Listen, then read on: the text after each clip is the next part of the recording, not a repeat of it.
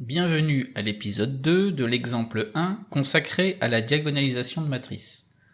L'exemple 1 concerne l'étude de la matrice suivante, et on va se concentrer dans cet épisode uniquement sur le calcul du polynôme caractéristique de A. On rappelle la définition générale du polynôme caractéristique, c'est le déterminant de la matrice moins lambda fois la matrice identité. Donc ici, comme la matrice A est de taille 3, la matrice identité qui intervient, ce sera aussi la matrice identité de taille 3. Précisément, nous avons ici à gauche la matrice A, à droite la matrice identité de taille 3. Donc matrice avec que des 1 sur la diagonale principale et des 0 partout ailleurs. Donc lorsqu'on veut faire A moins lambda identité, il suffit juste de faire la matrice de gauche moins lambda la matrice de droite, ce qui va nous donner la matrice suivante, sachant par exemple que le premier coefficient ici en haut à gauche, donc moins 4 moins lambda, provient de moins 4 de la matrice de A, moins lambda fois le 1 ici de la matrice identité. Et ainsi de suite, le 1 ici, 1 moins lambda fois 0, donc 1, etc.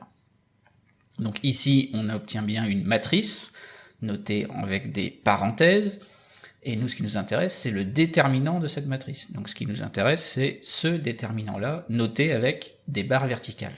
Il est important de bien noter la différence entre justement la matrice avec des parenthèses et le déterminant noté avec des barres verticales. Donc c'est ce déterminant-ci qui nous intéresse. Donc on va devoir le calculer, et l'idéal, c'est de réussir à le calculer sous forme factorisée.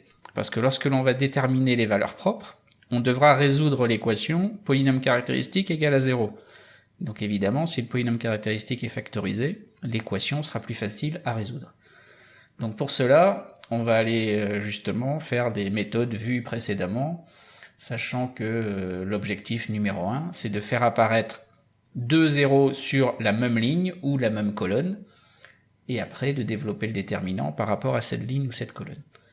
Donc ici, comme noté en rouge, on observe qu'il y a deux 1 sur la première ligne, donc on va réussir à faire apparaître un premier 0 en effectuant la colonne numéro 3 qui devient colonne numéro 3 moins colonne numéro 2. Alors, je rappelle qu'il faut bien faire attention, comme je change la colonne numéro 3, et bien ici c'est bien une fois colonne 3 et après moins, etc. colonne numéro 2, mais c'est essentiel que ce soit 1 fois colonne 3, sinon ça va changer la valeur de notre déterminant.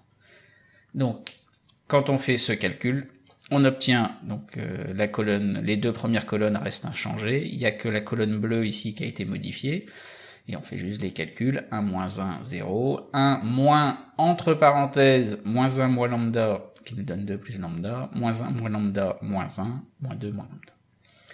Donc maintenant qu'on a un 0 sur la dernière colonne ici, ben soit on met un deuxième 0 sur la dernière colonne, ou alors un 0 sur la première ligne. Mais ça va être plus simple de mettre sur la dernière colonne. Donc pour cela, on va effectuer la ligne 2 devient la ligne 2 plus la ligne 3. Donc on fait ce calcul-là. La première et la dernière ligne ne changent pas.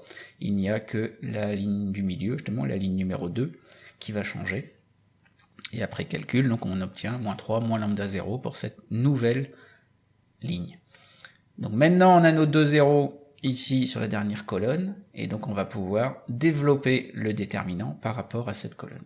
Donc précisément, en développant par rapport à cette dernière colonne, on va trouver pour le polynôme caractéristique de A, le coefficient qui est là sur notre dernière colonne, multiplié par un signe que je vais préciser juste après, multiplié par un mineur que je vais également préciser plus tard.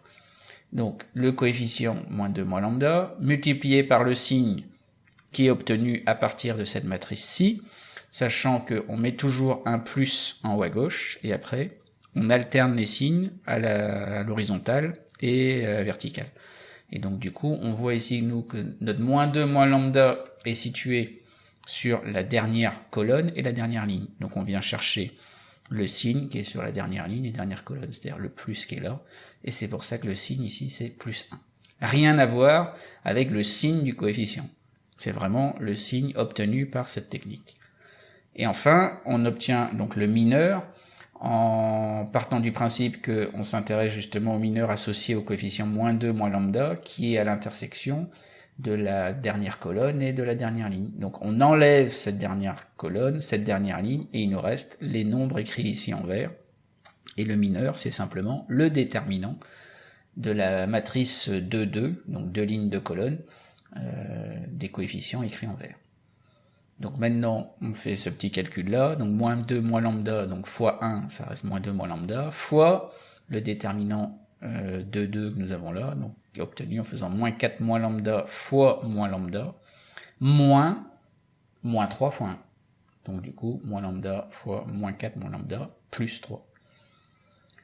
Donc on peut développer ce qu'il y a dans le crochet ici, et on obtient moins 2 moins lambda fois lambda carré plus 4 lambda plus 3. Donc on a bien calculé le polynôme caractéristique, et en plus il est sous forme factorisée. Alors, comme déjà précisé dans la vidéo précédente, gardez à l'esprit que lorsque la matrice A est de taille 3, le polynôme caractéristique doit être de degré 3. Et ici c'est bien le cas, puisque moins 2 moins lambda est de degré 1, lambda carré plus 4 lambda plus 3 est de degré 2, et donc du degré 1 fois du degré 2, ça donne bien du degré 3. Et voilà, c'est fini pour cette vidéo. La suite au prochain épisode, où on parlera de valeurs propres.